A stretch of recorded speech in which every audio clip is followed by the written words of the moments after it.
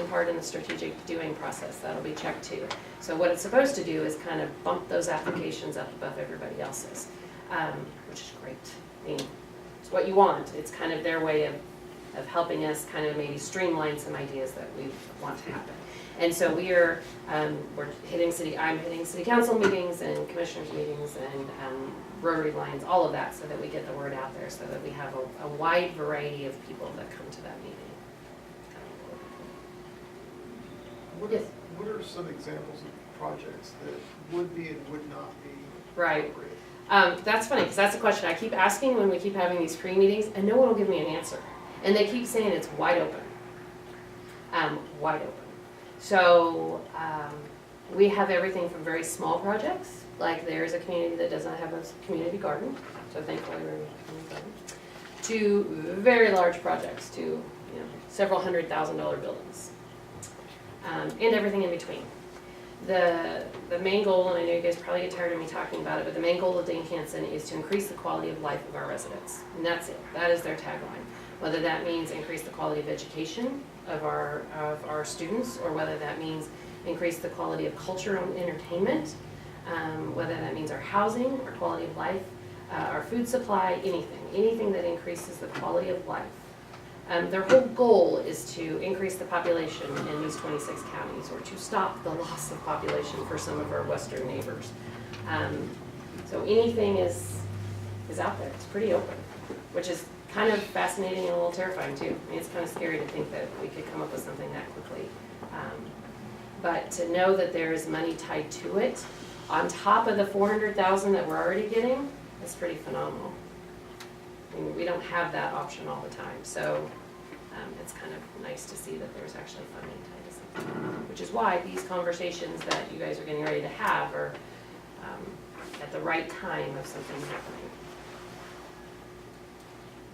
Thank you, Heather. Yep, you're welcome. Jason, anything else? Okay, thank you. Next item on the agenda this evening is public comment. Terry Bailey.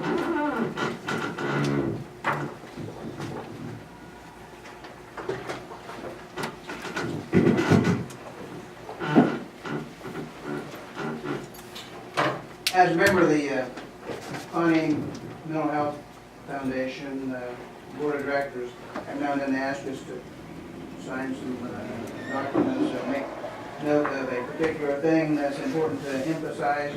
The one that they have now is recovery. And we all know somebody broke an arm or leg or whatever, it takes some time to recover and you go on.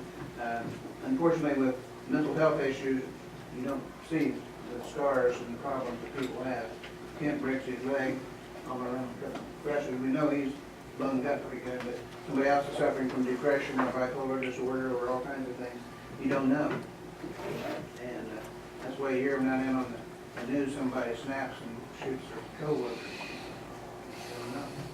Hopefully they're not even dead. Anyway, the proclamation here is to declare September as Recovery Month in Beloit, and for us to be mindful of the burdens other people are carrying that we don't know. So I'll have to come and sign these two. You can keep one, I'll send one back to the office, and we'll recover.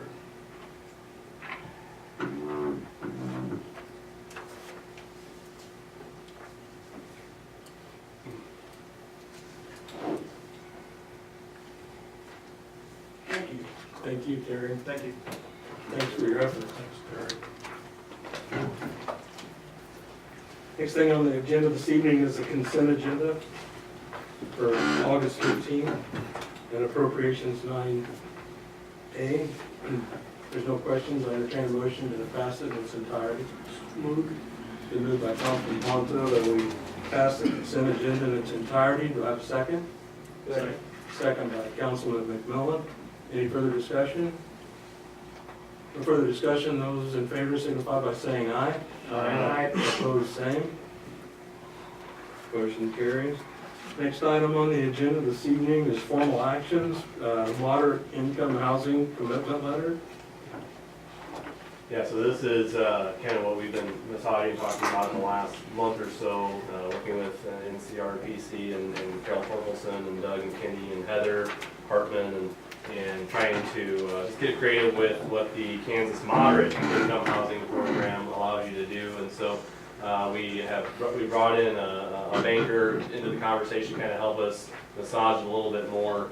Obviously, the deadline to apply is September 15th, so we're kind of under the gun a little bit here for making these last minute adjustments. But part of her recommendation was obviously to ask for the borrower to have a little bit of skin in the game, before we're trying to hit that 20% down payment threshold. And she says, the banker, and I can totally understand this, that they kind of wanted to see that the borrower come up with something, not just everything be done through a grant and then a loan, So so she suggested go to the 15% down payment assistance, and then bump the, just for, it's, really geared towards new construction.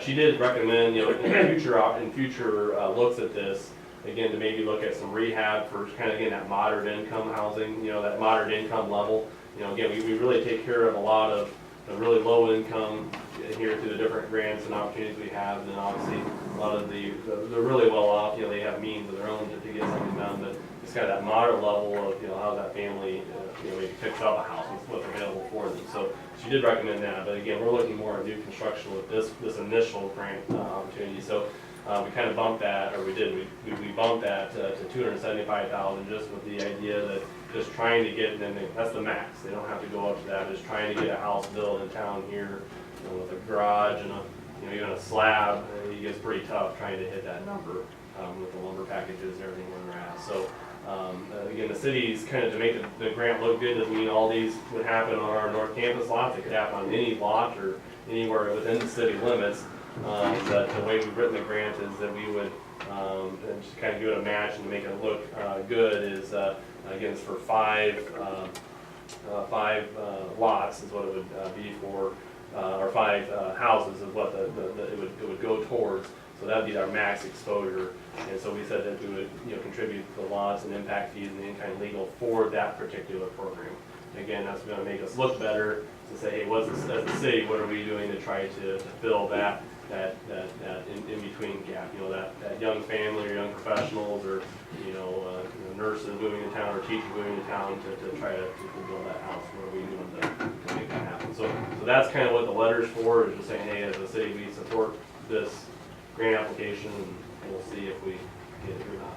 So, yes, Tony. You're saying 5. Yes, sir. I'm seeing 4. Or Well, maybe if you go for the max of 275,000 and 15%, that's. I might have been thinking the previous one, the 5. Sorry. So yeah, it must be 4 then. That's what Okay, I mean, yeah. I understand that they don't have to go to the max of 275, but Yeah. with that assumption, then the grant money is only for 4. That must be am I correct? Yeah, I believe you are. Okay. Yeah. Sorry, I had to change it last week. I forget the 2 different numbers. What if the grant is less than 165 that's awarded? Well, it would just kind of scale down based on that. So probably what they, we're saying, hey, we want 4 at this level. So then let's say they do, hey, we're only gonna do this amount, so maybe they probably scale it to 3 at this amount. So I think that's what it would just go down to 3 lots. So we would try to maintain the amount per lot versus decreasing the amount over the original number. Correct. Try to maintain 15%. You stay at rather than 15%. Drop down to 10. Yeah, Is that- whatever is the that math would correct? be, it would take it down to that. Yeah, Okay. yeah. So moved. It's been moved by Councilman Draymond to accept the moderate income housing commitment letter, approved. Do I have a second? Second. Second by Councilman McMillan. Any further discussion? No discussion. Those in favor signify by saying aye. Aye. Opposed, same. Motion carries. Next item on the agenda this evening is the wastewater camera system bid. So this is something that Jim and his staff have been exploring for the last few months, and I've been going to the demos and everything, and really it's trying to, we've been pretty proactive, especially the last, I don't know how many years, but the last few years since we've had the truck that can clean all the line and stuff, that we clean about 1/3 of the city every year. So about every 3-ish years or so, we clean all the streets. But really what we're missing is a viable way, shoot, I forgot to bring it up here, a viable way to really televise and look around and see all the connections and see where the root balls are and all that stuff to, you know, find out what's the real condition of those sewer lines. As you saw in the write-up, you know, get somebody to come in and do that, it's pretty expensive. And our current camera, forgot to bring it, but it's just a little sled, so it just has little rails on it, and the lighting on it's a mag light that's taped to it, and it's really got a potential, you know, it gets caught on things, it doesn't have self-leveling. I think, how old is it? Is it about 20 years old, Jim, or 90s, or? Yeah, I believe early 90s. Early 90s, yeah, so I mean, it's really, it's pretty archaic and not really up to stuff. It's really more of a, trying to poke it down there and say, hey, oh, it's a root ball. You know, it's kind of what you use it for, and you really risk when you pull it back, it's getting caught on something because of the way it's designed. It's not, it's just kind of a push in and out type of We've thing. lost several flashlights in them. Yes, yeah, lots of flashlights. So basically what I'm trying to say is, and if you see it, it's virtually, it's really not a usable a machine for what we want to do is trying to be proactive and say what is really conditioned down there. So we've looked at some different systems. This one kind of came across our path here from one of the dealers. This particular vendor also does this as a business, but they also sell them. And so this is a unit that they had put together about 2 or 3 years ago to go out and do this as a, you know, as a service for communities. And so they were looking to replace it every few years, and so they brought it by. We've looked at a couple different vendors. One, it's just a standalone camera with the cabinet and all that stuff. You know, they'll usually run, you know, $70,000 to $85,000. This particular unit, without all the peripheral stuff on it, if you're just looking at the camera in the box, you're not mounting it to anything. You got to figure out a way to bring it somewhere. Runs about the $62,000, $65,000. So what this one is basically, so basically what you would get is, you know, just this real unit and this camera. Okay, so you don't have any recording equipment or something that's mounted on to pull it back in and out, and a power supply and all that kind of stuff. Some people put them on these gators, you know, which I don't know how that would work very well. So we had an old used trailer we could stick it in, but then this, like I said, this particular vendor said, hey, here's something that's already packaged together. It's already got the generator on the front. It's already wired. It has a little air conditioner unit on it, so again, it keeps the equipment cool in there. So you have your TVs, you have your little toolbox with all your extra little wheels. They do have different wheels and different little tools to make it go higher or lower depending on the pipe. This can also do storm sewer systems, so that pipe I had to crawl up into. They're pretty handy to have this, and you could just, you know, wheel it up and down and video it all, so I can bring that video to you guys instead of me crawling, you know, 800 feet underneath Plum Creek to look at it. So this, basically what I'm trying to say is this trailer is already set up, has everything, it works, and it's ready to go, and it's at that $67,000 price level. The camera itself is basically, it's a powered unit, has 360-degree oscillation of the camera head, LED lighting, so if you're driving along, you want to look at this particular connection, you can turn it and look at it, you'll mark it, it's got all the marking for it in the computer and the TV. The little room up in this area, you can't really see it in this picture, but that's kind of what the unit looks like right there. So it's ready to go. So basically, we've got the first component of this, with where we go and clean the lines, jet them. This you would just follow right behind it because they're clean. You can sit there and do all your televising. We could then add that video to your GIS system, and then we can start saying, hey, you know, Bell Street's looking pretty rough, or, you know, Main Street, or whatever, you know, whatever street it is, and we can kind of start saying we need to knock this 3 blocks out or this 6 blocks out. Because, you know, we've got the equipment, you're putting the money aside, we've got the guys. Right now, we're just kind of fixing lines where they break, you know, and so this is going to allow us to be more practical, because we've probably got some lines, Jim, that are 80, 100 years old. It's kind of your guess out there that, you know, they're working. They might still be a hole. Who knows what kind of lining is there, or if it's even there, it might even collapse.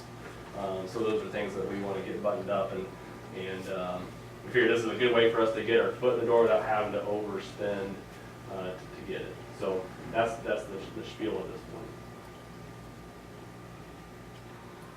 one. I'm stuck on that price tag, but $67,000 for a camera that we're flushing, you know, the sewer. That just sounds bad. And currently we're getting by with sled flashlight camera, which probably costs $50 the most, right? Oh, I'm sure that can cost a lot more than that if we get the time, yeah, but we're not really using it because it's not really usable.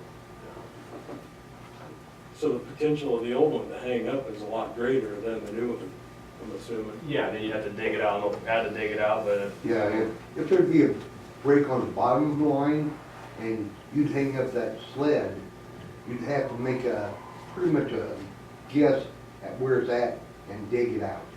Where this system here actually has what they call a sewing unit, that you can take a locator that we already have, and if for some reason it gets hanged up, we can locate and know exactly where it's at. Well, let me ask you, a question. How many times has the current one been hung up? How frequently is that a problem? Do we Well, I know- dig them up a lot? I know previously, probably about 5 years ago, it got hung up. No, it doesn't happen a lot because we can't use it a lot. It goes in, well, this uses a robot transporter. That went in under water pressure on just skids. So if it hits anything that disturbs it or whatever, it's either going to stop, it can't go anymore, or whether you can bring it back. Plus the camera is fixed, you can't see what